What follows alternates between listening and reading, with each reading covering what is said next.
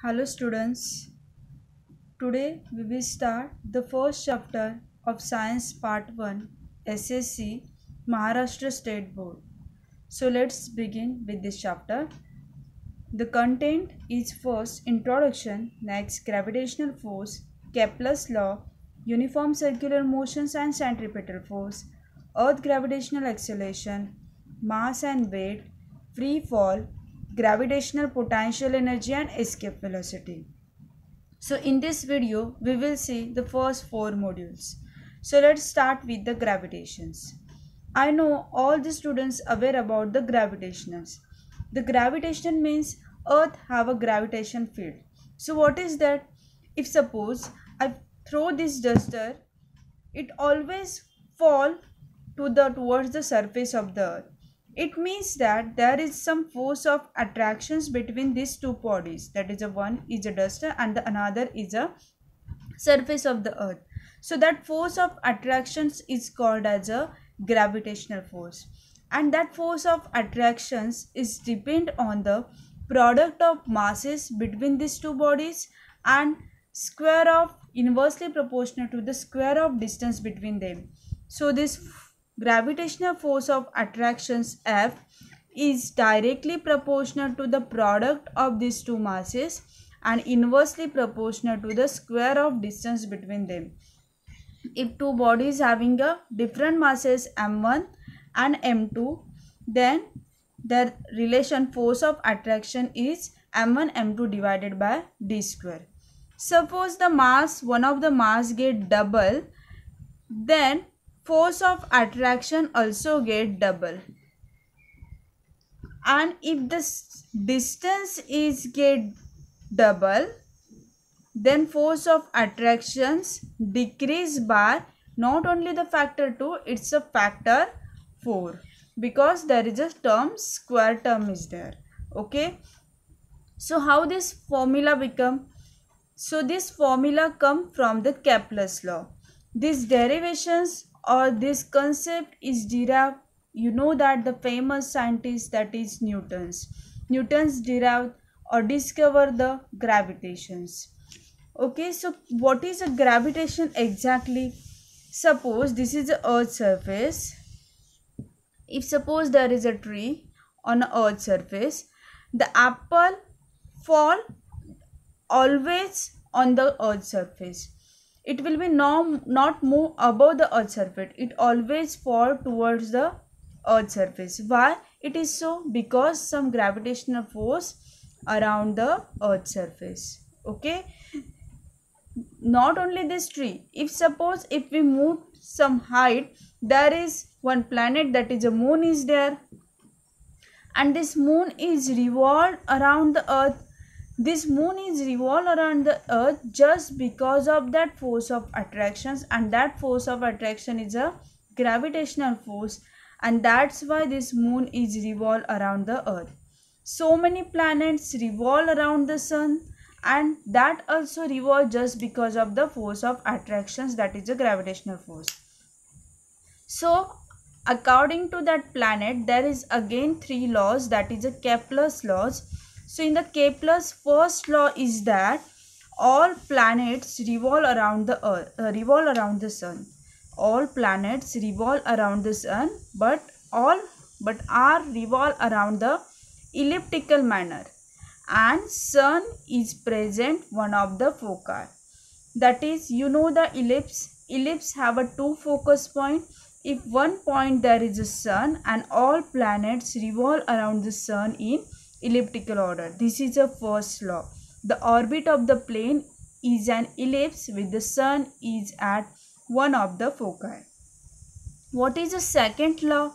The second law is the line joining the planet and sun sweeps equal area in equal interval of time. For example, suppose the planet at point this, and suppose I am drawing one line joining to this, and this covered a distance at time t1. Now this same planet move at point here, and now I am joining this distance at time t2. Okay, now in this case time t1 and t2 get same, but the area shaded which is a line joining to that both area get are same. Why it is so? When the planet move around the ellipse, that time their speed get changes. For example, when planet away from the sun, then it moves slow, and when it reach to near the sun, it move fast.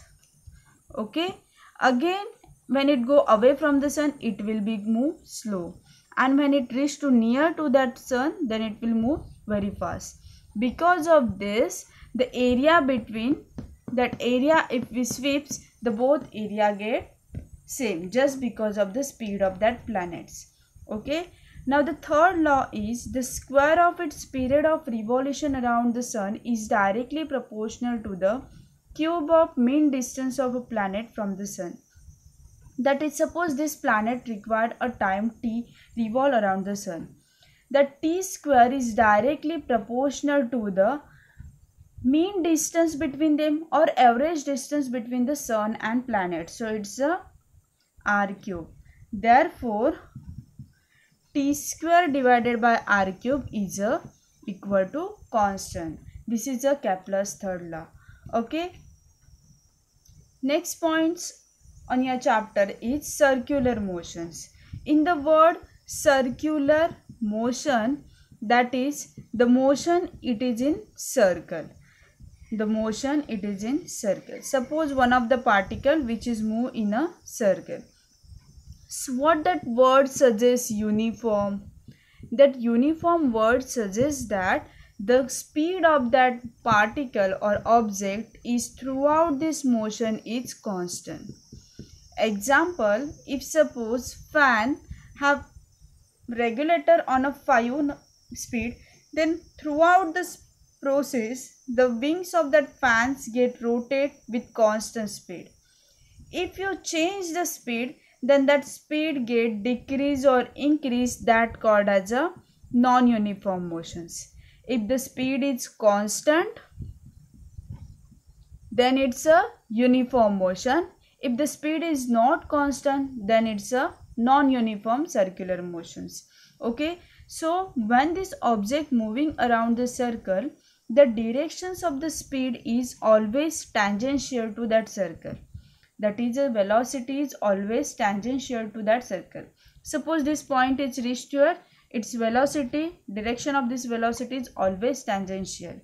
Suppose this point is reached to here, the velocity is always tangential to that circle.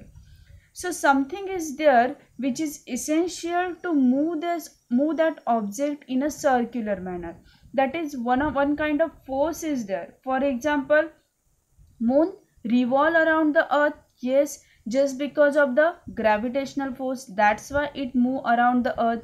Same like this way, something force is there which is required to move that object in a circular motion, and that force is called as a centripetal force. That force act on that object moving along a circle, and it directed towards the center. That force is called as a centripetal force, and its value is that centripetal force is equal to mv square divided by r. Now what is the speed? We know that speed is nothing but distance divided by time. Yes, distance divided by time, but distance is covered by a circle, so it's a circumference of a circle, that is a 2 pi r divided by some time t. Now we will put this value in the centripetal force v in the place of v. So we will put m divided by r, keep it as it is, then put the value of v, that is a 2 pi r divided by t, bracket square, remove that bracket, so m divided by r, 4 pi square r square divided by t square. 1 r get cancelled with this r. Now multiplying and divide by r square. So multiplying the r square here, so it become 4m pi square.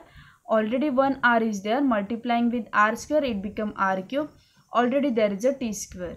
Why we will arrange this term? Because we know that according to Kepler's law, that is t square upon r cube is equal to constant according to Kepler's third law.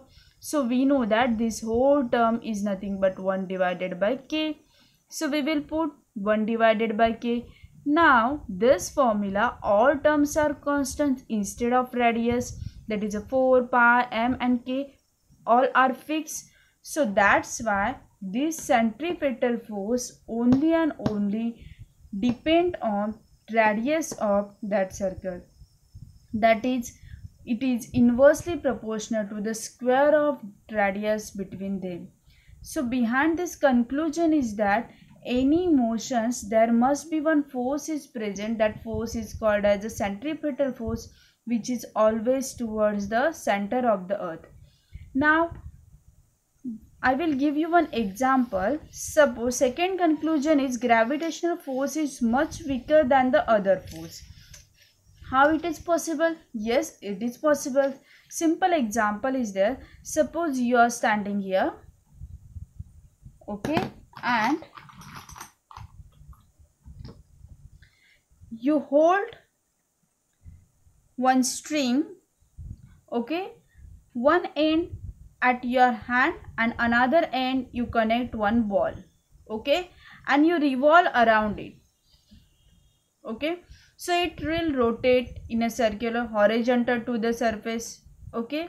So in that process there is one more force is present, that is a gravitational force on this body, but there is no any effect on this one. Still you are moving around horizontal plane, okay.